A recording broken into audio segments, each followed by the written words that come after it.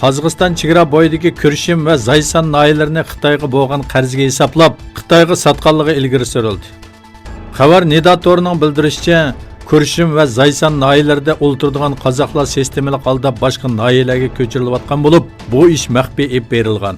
Ko'zatchilar Xitoyning ishg'ol qilmoqchi bo'lgan davlatni oldi bilan qarzga bo'g'ib, orqadan besim va tahdid orqali iqtisodiy va siyosiy kelishimlarni tuzishga majburlaydiganligini o'ttirg'a qo'ydi.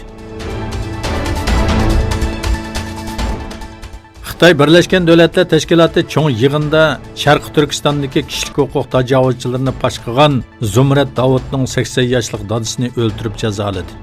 Zumrat Davud Birlashgan Davlatlar Tashkiloti 78-navbatlik cho'ng yig'inda o'tkazilgan Xinjiangdagi kishilik huquq tajovuzchiliklari nomli yig'inda guvohlik berib, sababsiz holda qamab qo'yilgan yig'ilish lagerida beshidan o'tganlarni so'zlab, Sharq Turkistondagi haqiqatlarni aytib bergan edi.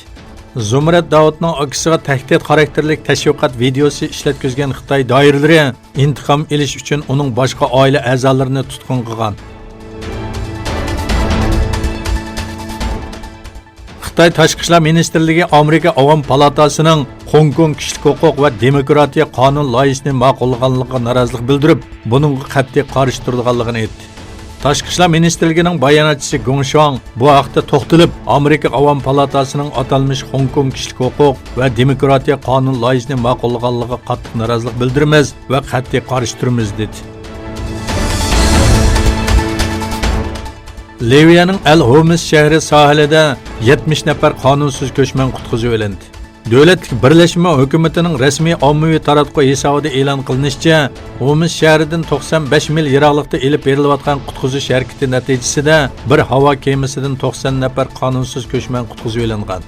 Bayonotda ko'pincha Somalilik bo'lgan bu ko'chmanlar orasida 7 nafar ayol balig'i, ularning ikkisining homildor ekanligi bildirildi.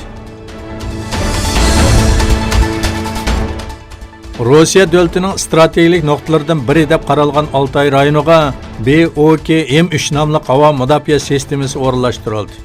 Rossiya Mudofaa ministrligi Qozog'iston, Xitoy va Mongoliya qatorliq davlatlarning chegarasiga joylashgan va Rossiyaning eng janubidagi O'rta Osiyoga ichiladigan ishiga bo'lgan Altay rayoniga BOKM3 nomli havo mudofaa sistemasi o'rnatganligini e'lon qildi.